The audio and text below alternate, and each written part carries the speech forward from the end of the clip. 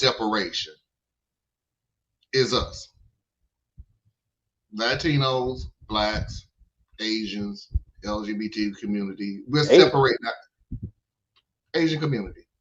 I'm getting to a point. You'll understand what I'm saying in a second. And what I mean by that is because the enemy is the same. White supremacy, Christian base, white supremacy. Yeah, Christian extremists. Yeah. Christian extremists. Yeah. They're the same enemy. We know who they are. Yet the only people we concerned about is who we are. So they attack black people, we're going to protect the black community. They attack the Latino people are going to protect the Latino people. The black community at a certain point is going to either, hey, I'm agreeing with you, which is you're literally just saying you're agreeing with white supremacy, or you're taking at least they ain't messing with us anymore. The LGBT community, hey, at least they ain't messing with the Latinos or the black community. Asian community, you get the gist of it. Yeah, but here's the thing, right? And this is a catch-all kind of thing.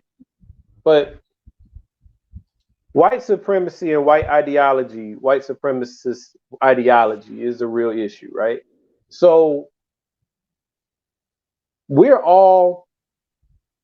it's like all the minority groups and all the vulnerable groups, because like, I'm sorry, folks, I love my queer family, but y'all are not on the same tier as a racial group. It's a different thing, right? The oppression is very similar, but the queer community is multiracial. So it's actually unfair to just lump them in as though they're the same as black, Latino, or whatever. The queer community is black, Latino, white, and everything else. So I don't like seeing when people take their identity and like shift it around, right? Because they're literally the Rainbow Coalition. Like, that's one of the reasons they have a rainbow logo, I assume. But you're right. The enemy is white supremacy, and the soldiers of white supremacy aren't all white. You know what I'm saying? Like, I can't remember who it was who told me this some years ago, but they were like, you don't have to be white to benefit from white supremacy. Right? There are people who are jockeying for position to be the pick-me. Right? They're okay with whatever happens to the masses so long as they get a privileged position. And they will then help to oppress the rest because, whoo, at least it ain't me. Right? So those people will always be there. Your Candace Owens and so forth. Right? Yeah, I said a name. But Larry Elder, right? But anyway, yes, our common opponent is an ideology. It is an ideology. And what frustrates me so much is that, like you said, we all are facing the same enemy. But instead of organizing ourselves in mutual benefit and mutual interest to oppose that one enemy, we get distracted. And I have a whole nother analogy for it, but I ain't gonna do it because it's too long. We get distracted by fighting each other for the best position at the bottom. You know what I'm saying? Like, we fighting for who's on top at the bottom. You fighting. You mad at trans people? Trans people ain't did nothing to you. They ain't did nothing to you. All trans people want to do is live. Right?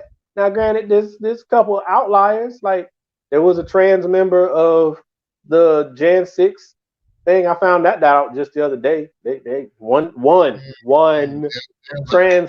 One black person at January 6th insurrection. Right, and there's like 5, 6, 10 black folks running around out there. Right, those are your outliers. Yes. So with the media and what your enemy will have you do is focus on the outlier as though the outlier was the majority. And then you look at their numbers, which are more representative, but you're supposed to look at each of them as an individual. That's the trick that white supremacy will do to you. That's the trick that centering whiteness will do to you.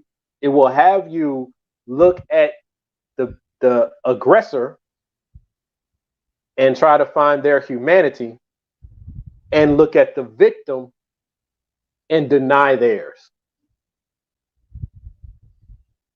But anyway, with Target, they just need, I mean, I know a lot about Target. I put it that way, and it's a good company, and it's a tough spot. You can't hire police to be at every last one of the Targets. I mean, you could, but then the police are outnumbered anyway. So what they gonna do? And what police officer is gonna go arrest Karen and Ken for walking around exercising their First Amendment in the store? And then you say, well, they're knocking over stuff, they're tearing down stuff. Okay, so that's public destruction. Okay, all right. For about $100 on that rack is worth about $100 worth of clothes. What police officer really gonna arrest a white woman over $100 worth of clothes? They'll arrest your black ass. Oh yeah, in a heartbeat. But they're not gonna arrest Karen because she knocked over some clothes. Yes, Marlon, that's a good point. They are probably specifically taking the Pride product away from the most conservative-leaning parts of the country. Yeah. Yes. Yes. And it's the same states as the slave states. See, that's why people, they talk about me like, Dish, you got to get off this race stuff. Bruh, it's the same freaking states. But this is the same people. I have always said this. I hate that argument. You need to get off this racial shit. Then stop doing racial shit. Thank you. I don't want to talk about it, but you keep doing it. What you want to do is you want to keep doing the racial stuff, but you want people to stop talking about it. I'm not that person. It's not in my DNA. I had to stop talking about race. There are days I have stop talking about race. It's class. It's class, Marlon. It's not race. It's class. Whatever. I've been in this way too long. Sorry. Sorry. And if you want to use class, okay, fine.